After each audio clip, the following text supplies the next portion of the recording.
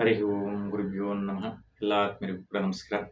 ಈಗ ನಾವು 2024ರ ಜೂನ್ ತಿಂಗಳಲ್ಲಿ ತುಲಾ ರಾಶಿಯವರಿಗೆ ಯಾವ ರೀತಿ ಇರುತ್ತೆ,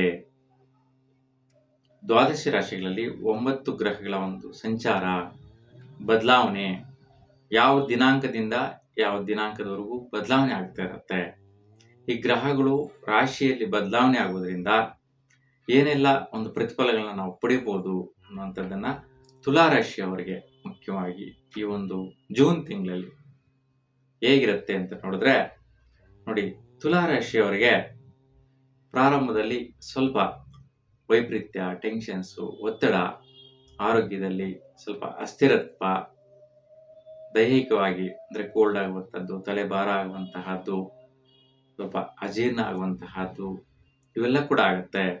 ಕೆಲವರಿಗೆ ಬಾಡಿ ಹೀಟ್ ಆಗುವಂತಹದ್ದು, ENT ಸಮಸ್ಯೆ ಬರುವಂತಹದ್ದು, ವೈಯಕ್ತಿಕವಾಗಿ ಸ್ವಲ್ಪ ದೃಢತ್ವ ಇಲ್ಲದಿರ ಮಾಡುತ್ತೆ. ಯಾವುದೇ ಒಂದು ಕೆಲಸ ಕಾರ್ಯ ಮಾಡೋದಕ್ಕೆ ಇಷ್ಟ ಇರಲ್ಲ, ಮೂಡೇ ಇರಲ್ಲ, ಮೈಂಡೇ ಇರಲ್ಲ.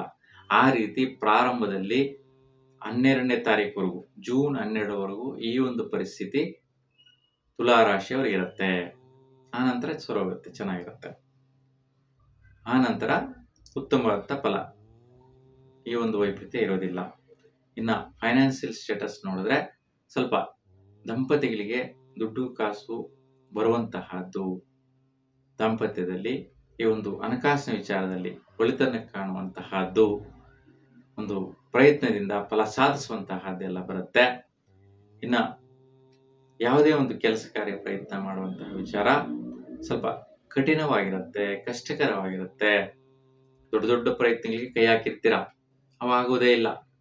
ಈ ತಿಂಗಳಲ್ಲಿ ಕೂಡ ಅದೇ ರೀತಿಯ ಒಂದು ಪ್ರಯತ್ನ ಮಾಡ್ತಾ ಇರ್ತೀರ. ಯಾಕಪ್ಪ ಆಗಲ್ಲ ಅಂತಂದ್ರೆ, ಗುರು ಅಷ್ಟಮದಲ್ಲಿದ್ದಾನೆ. ಅದಕ್ಕೋಸ್ಕರ ಗುರು ಶಾಂತಿ ಅಂದ್ರೆ ಅರಳಿ ಮರದಲ್ಲಿ ನೀವು 21 ಪ್ರದಕ್ಷಿಣೆಯನ್ನ, ಅರಳಿ ಮರಕ್ಕೆ ನಾಗಕಟ್ಟೆಯಲ್ಲಿರ್ತಕ್ಕಂತಹ ಒಂದು ವೃಕ್ಷಕ್ಕೆ ನೀವು ಒಂದು 21 ದಿನ ಅಥವಾ 12 ದಿನ ಕಂಟಿನ್ಯೂ ಆಗಿ ಪ್ರದಕ್ಷಿಣೆ ಮಾಡಿ ಶುಭ ಫಲನ ಪಡಿತೀರಾ. ವೈಪರೀತ್ಯ ಇರೋದಿಲ್ಲ. ನಮ್ಮ ಮನೆ ಕಡೆ ಮತ್ತೆ ವಿದ್ಯಾರ್ಥಿಗಳಿಗೆ ಒಂದು ಉತ್ತಮವಾದಂತಹ ಶ್ರಮ ಪ್ರಯತ್ನದಾಯಕ ಫಲ ಅಂತ ಹೇಳ್ಬೋದು. ನೀವು ಎಷ್ಟು ಆನೆಸ್ಟ್ ಆಗಿ ಕಷ್ಟಪಡ್ತಾ ಇರ್ತೀರಾ, ಅದಕ್ಕೆ ತಕ್ಕಂತ ಪ್ರತಿಫಲನ ಪಡೆಯುವಂತಹ ಯೋಗ ತುಲಾ ರಾಶಿಯವರಿಗೆ ಈ ಒಂದು ತಿಂಗಳಲ್ಲಿ ದೊರೆಯುತ್ತೆ. ಮಿತ್ರರ ವಿಚಾರದಲ್ಲಿ ಸ್ವಲ್ಪ ಜಾಗೃತಿಯಿಂದ ಇರಬೇಕು. ಆಲ್ರೆಡಿ ಒಂದು 6-7 ತಿಂಗಳಿಂದ ಒಂದು ಮಿತ್ರ ವೈರಾಗ್ಯ, ವೈಪರೀತ್ಯ, ಸ್ನೇಹಿತರ ಜೊತೆ ಸುತ್ತಾಡೋದು, ತಿರುಗಾಡೋದು ಇವೆಲ್ಲ ಕೂಡ ನಡೆಯುತ್ತೆ. ಅನಾವಶ್ಯಕವಾದ ಮಿತ್ರರು ಜೊತೆ ಸೇರುವಂತಹ ಸಾಧ್ಯತೆ ಹೆಚ್ಚಾಗಿರುತ್ತೆ. ಈಗ ಸ್ವಲ್ಪ ಜಾಗೃತಿಯಿಂದ ಇರಬೇಕು ಈ ಸಮಯದಲ್ಲಿ. ದಂಪತಿಗಳಿಗೆ ಜೂನ್ 1ನೇ ತಾರೀಕಿಗೆಲ್ಲ ಕುಜ ಮೇಷರಾಶಿ ಪ್ರವೇಶ ಮಾಡ್ತಾ ಇದ್ದಾನೆ.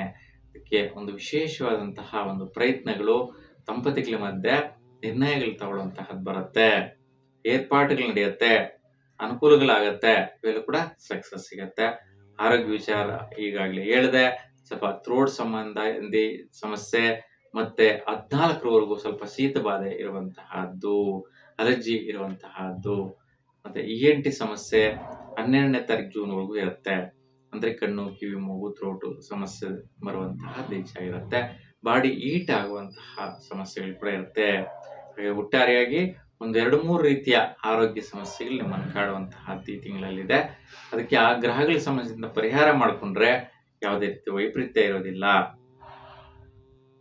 ಜೀವನದಲ್ಲಿ ಭಾಗ್ಯ ವಿಚಾರ ನೋಡಿದ್ರೆ 14ರ ನಂತರ ಶುಭದಾಯಕ. ಜೂನ್ 14ರ ನಂತರ ಮನೆ ಪ್ರಯತ್ನ, ಭೂಮಿ ಪ್ರಯತ್ನ, ವ್ಯವಹಾರ ಪ್ರಯತ್ನ ಇವೆಲ್ಲವೂ ಕೂಡ ಸಕ್ಸಸ್ ಸಿಗತ್ತೆ. ಯಾವುದೇ ರೀತಿಯ ವೈಪರೀತ್ಯಗಳಿರೋದಿಲ್ಲ.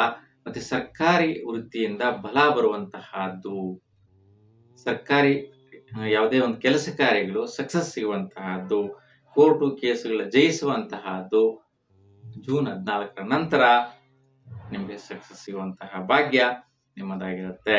ಮತ್ತು ಧನಪ್ರಾಪ್ತಿ ಭಾಗ್ಯ ಕೂಡ ಲಭಿಸುತ್ತೆ. ವೃತ್ತಿಯಲ್ಲಿ ನಿಮ್ಮ ಇಷ್ಟಪೂರ್ವಕವಾದಂತಹ ವೃತ್ತಿ ಯೋಗ ಮಾಡುವಂತಹದ್ದು, ಆದಾಯ ವಿಚಾರದಲ್ಲಿ ಭಾಗ್ಯ ಮತ್ತು ವೃತ್ತಿ ಇವೆರಡರಿಂದಲೂ ಕೂಡ ನಿಮಗೆ ಆದಾಯಗಳು ಬರುವಂತಹ ಒಂದು ಉತ್ತಮವಾದಂತಹ ಫಲ ಇರುತ್ತೆ. ಯಾವುದೇ ರೀತಿ ವೈಪರೀತ್ಯ ಇರೋದಿಲ್ಲ, ಸುಫಲ ಇದೆ.